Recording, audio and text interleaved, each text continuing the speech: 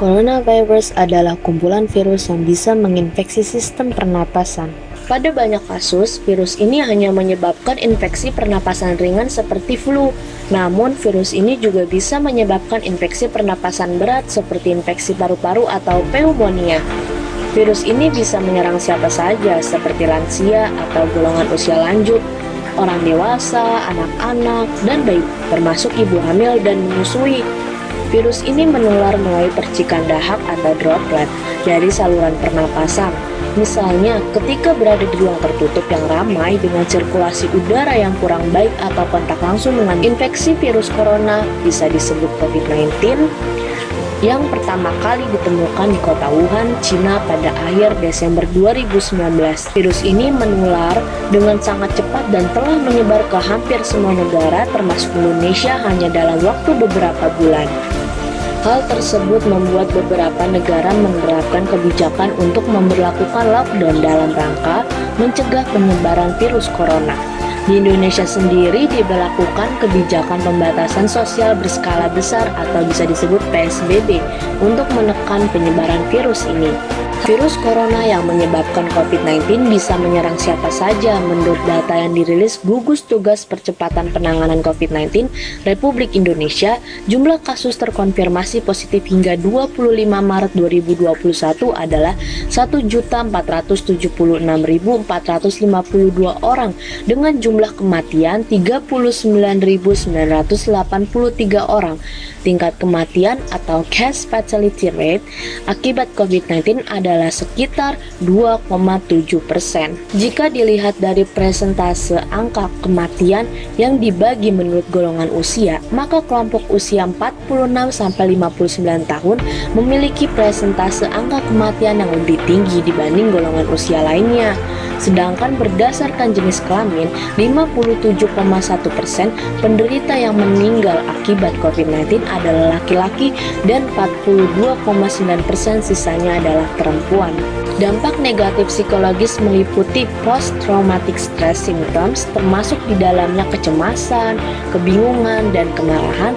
Sumber stres saat di karantina meliputi durasi karantina, ketakutan atas infeksi, frustasi, bosan, persediaan kebutuhan yang tidak cukup, informasi tidak cukup, kerugian finansial, dan stigma. Dalam konteks ini, psikologi memandang social distancing sebagai physical distancing atau berjarak secara fisik ketika berinteraksi sosial.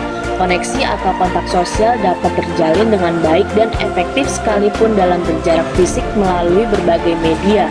Pemberi bantuan psikologis dapat berkontribusi mengurangi dampak buruk ini dengan cara mengurangi tingkat stres pada saat ini maupun mencegah dampak psikologis jangka panjang. Tahu nggak guys, WHO sudah menyatakan kalau virus COVID-19 sebagai pandemi loh. Lebih dari 250.000 jiwa terkonfirmasi positif dan 900 jiwa meninggal dunia karena terinfeksi COVID-19. Benarkah? Aku baru tahu. Bagaimana ini? Aku takut. Bagaimana kalau keluarga aku terjangkit? Apakah aku harus membeli banyak masker, hand sanitizer? Apa yang harus aku lakukan? Jangan panik. COVID-19 memang virus berbahaya dan mengancam. Wajar saja jika semua orang cemas menghadapi virus ini, tapi kita perlu mengelola rasa cemas itu agar tidak menjadi panik. Betul, orang memang akan cenderung panik ketika belum mendapatkan informasi, menerima kabar hoax, atau merasa belum siap menghadapi penyakit. Tetap tenang dan waspada ya guys. Ini dia tips hindari panik menghadapi COVID-19. Yang pertama, ngobrol dengan orang terdekat. Bisa dengan sahabat atau keluarga yang bisa dipercaya. Jika tidak bisa bertemu langsung, kalian bisa menelpon lewat video call atau telepon. Ceritakan kecemasan atau kepanikan yang dialami. Minta mereka untuk mendengarkan dan menenangkan kita. Yang kedua, terapkan gaya hidup sehat. Meminimalisir risiko terjangkit virus COVID-19 dengan sering mencuci tangan dengan air yang mengalir, membersihkan sudut-sudut rumah, jaga asupan makanan, dan istirahat yang cukup. Olahraga pun tetap perlu dilakukan bukan hanya untuk fisik, tapi juga menjaga kondisi psikis. Yang ketiga, cek fakta dan hanya percaya informasi dari pihak terpercaya. Carilah info yang akurat dan bukan hoax. Dengan mempercayai hoax, kita bisa salah dalam mengambil keputusan. Setelah mendapatkan info yang akurat, kita bisa memperkirakan resiko yang dialami dan merencanakan tindakan pencegahan. Yang keempat, tenangkan diri. Cobalah untuk tetap santai dan berpikiran positif. Lakukan jeda dengan cara tarik nafas yang dalam selama 5-10 menit. Berdoa, sholat, dan zikir atau meditasi juga bisa membantu proses menenangkan diri loh. Yang kelima, sibukkan diri. Libatkan diri dalam kegiatan yang menyenangkan sehingga dapat mengalihkan pikiran kita.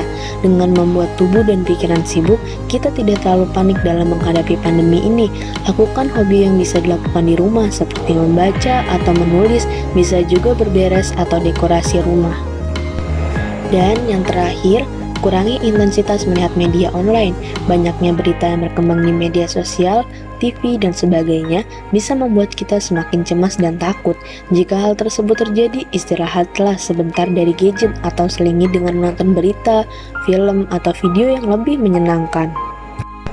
Tunda konsultasi ke psikologi. Apa itu kondisi darurat psikologis? Yang pertama, melukai diri sendiri atau self-harm.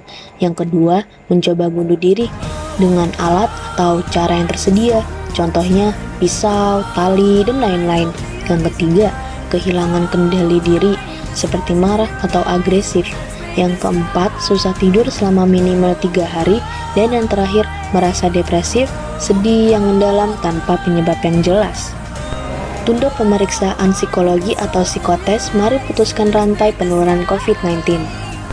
Lakukan hal ini untuk tetap sehat psikis ya. Yang pertama, susun ulang tujuan hidup untuk mencapai hidup bermakna. Lakukan hal ini untuk tetap sehat psikis ya. Yang pertama, susun ulang tujuan hidup untuk mencapai hidup yang bermakna. Yang kedua, berbaik hati dengan diri sendiri, tinjau ulang standar pribadi. Yang ketiga, refleksi tentang hal-hal yang baik yang pernah diterima, titik balik hidup. Dan yang terakhir, pererat relasi spiritual dengan Sang Pencipta dalam keheningan.